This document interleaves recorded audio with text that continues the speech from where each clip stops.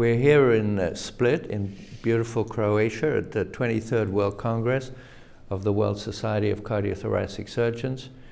Very honored to have with us today Dr. Francis Robicsek, who's one of the pioneers of heart and lung surgery, made many original contributions, and has a somewhat unusual background in that he didn't grow up in the United States, and so I look forward to our interview with him. So, Francis, thank you very much for doing this. Welcome. Can I go right back to the beginning? Will you tell me a little bit about your childhood, where you were born, where you grew up, what brought you into heart surgery? You know, you watch the youth today, and you watch them wandering around there on the age of 25, 26, God, what I want to be, I want to study life, and they are so afraid to make a final decision. When I was 5 years old, and when I went to the top pack meetings, I carried the first aid kit, and everybody called me Doc. I didn't have the faintest thought what I wanted to be. And I believe that if we would ask the pertinent question from our youth today, early enough, they would answer it. And I would find that somebody who is 18 years old, fully equipped to defend his country, vote for the president, and he's not mature enough to enter medical school, there's something wrong.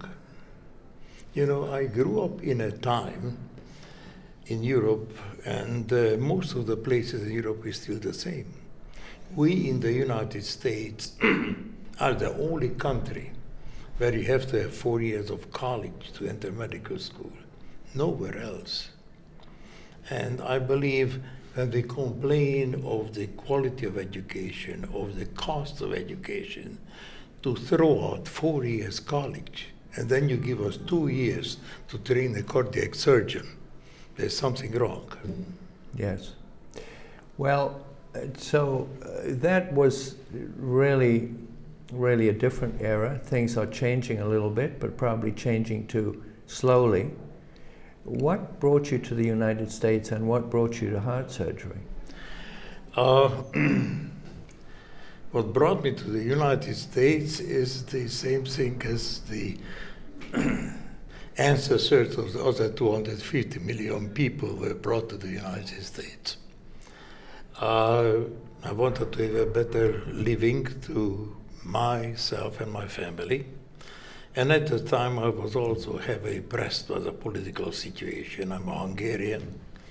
I have been a Hungarian. I am a Hungarian. I also will be a Hungarian until I live. So it was a combination of my suppressed, let's say, activity under the Soviet system and the political implication of the Soviet system, which brought me out from Hungary. And the logical place to go was the United States. Matter of fact, I applied in Denmark, India, Australia, and the United States for immigration. And lo and behold, I got into America, and that was the happiest and finest thing ever happened to me. Well, as you say, there have been a lot of immigrants to the United States. There have been a lot of people who went through medical school and then surgical residencies.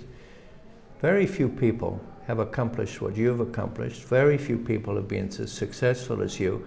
What was the secret? One of the secrets was that I always had an easy time in my life. When I worked in Hungary, there was nobody ahead of me who was doing cardiac surgery, so it was an open area. And I got my MD degree at 22, my PhD at 25, and I had my own department in cardiac surgery age 28. Then I came to the United States at the age 30, and I landed in a very pleasant part of America, Charlotte, North Carolina, and guess what? There was nobody doing cardiac surgery. So I had an open field again. But besides that, I had some principles in my life which helped. And those were described very eloquently, Sir Winston Churchill, which said, take always the initiative, because one, those who are out will be the in, and those who are in will be the out. Second, don't ever fight the inevitable. Matter of fact, you can even cheat a little bit. If you know it's inevitable, you can pretend that you did it. And the most important principle is never stand between a dog and a tree. And those help me considerably.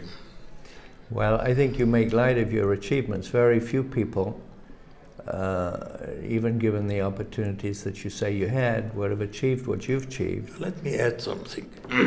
What I still recommend to today's young thoracic surgeons. Move between two specialties. If I would have tried to be the best cardiothoracic surgeon, I could have never made it. I was a good surgeon, a mediocre surgeon, not a particularly great surgeon. Great surgeon is, you take Danton Cooley or whatever. But I was also a damn good cardiologist. And learned this from my first teacher, who said you have to be a good internist to be a good surgeon. And I was a better cardiologist than any surgeon around, and I was a better surgeon than any cardiologist around, so I became unique. And that's a cheap way to get the first. Well, no, it's very interesting, and of course, I think your European background served you well in terms of having a very broad medical education and education in medicine as well as surgery.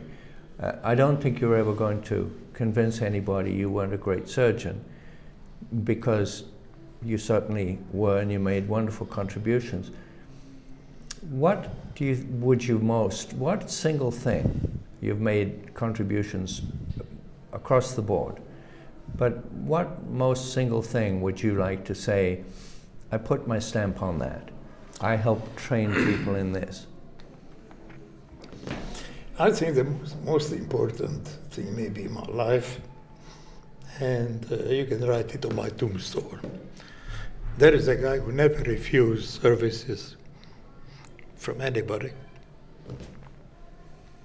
Well, Francis, I want to tell you that I think your ethics, what you have contributed, not only in what you actually did, but the training of future people will live on for always. And I'm not the only person who has tremendous respect for you, the way that you've lived your life, what you've contributed to society. Everybody knows that about you. And what is such a shame, don't you feel that it's some part of that is missing in the young doctors that we train and we have today? You know, the saddest thing, what somebody says, I'm a good surgeon, and you said, and what else? You always have to spread it. But you know, I wish I would be a promising young surgeon today, but I'm certainly very happy that I was a promising young surgeon in the time when we lived.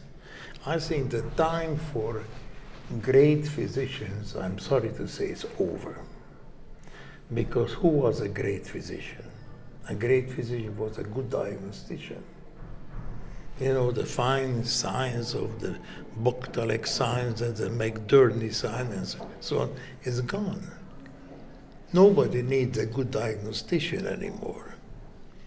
Whom you would prefer? A warm-hearted, caring, decent doctor who spends your night with you if you are sick, or a CT scan? I go for the CT scan, as sorry as it sounds. But nowadays, the patients walk in our office with an NMR and a CT scan, and the diagnosis is written right here. Then you proceed according to the protocol. Where is place left for a great man?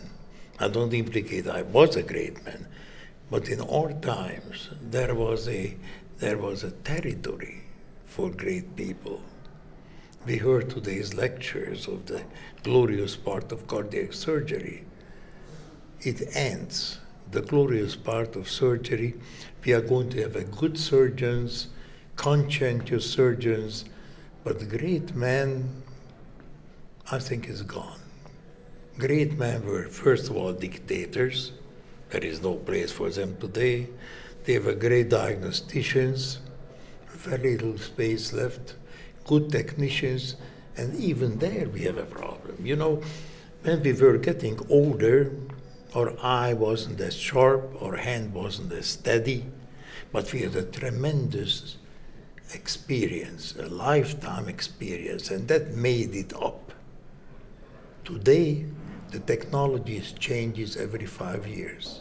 From wide exposure to minimally exposure, for minimally exposure to the robotic, for robotic to racoscopy. The old man cannot keep up with it. Wherever there is a new technique, go to a young one. Go to a young, unexperienced kid who learned it for the device manufacturer, how to put in a percutaneous valve. The old man doesn't know it anymore. So professors are gone with a capital P.